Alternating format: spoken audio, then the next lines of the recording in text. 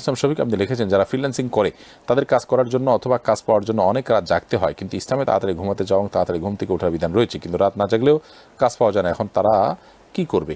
রাত জাগাটা তো গুনাহের কথা না, সুন্নাহর খেলাফ হচ্ছে আর কি। তো উপার্জন করতে গিয়ে এটা করতে হচ্ছে, নিছক অলসতা করে অবহেলা করে আড্ডা মেরে তো আর রাত যাপন করছে না, তাদের জন্য এটা জায়েজ হবে ইনশা আল্লাহ বিইذনিল্লাহ। এমনি শাহাদাত আপনি লিখেছেন, আমার নামাজে মনে স্থির থাকে না, এটা কি মুনাফিকের লক্ষণ? এটা তো অবশ্যই এক ধরনের ছোট মুনাফিকি, মানে নেফাক আমলি বলা যেতে পারে। এবং সবচেয়ে বড় কথা হলো যে এবাদতে মনোযোগ না থাকাটা হলো দুনিয়াদারিত্বের লক্ষণ। আল্লাহ তাআলা আমাদেরকে হেফাজত করুন। এরপর সেজান তালুকদার আপনি লিখেছেন, রোজা রাখা অবস্থায় রক্ত দেওয়া যাবে কি না?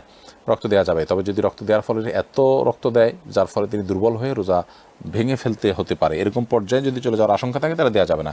নর্মালি এক ব্যাগ রক্ত দিলে তার কিছুই হয় না, ফর এক্সাম্পল দিতে পারেন তিনি, কোনো অসুবিধা নেই। মোহাম্মদ বেলায়েত হোসেন লিখেছেন, কফি কি নেশাজাতীয় দ্রব্য? না, কফি নেশাজাতীয় দ্রব্য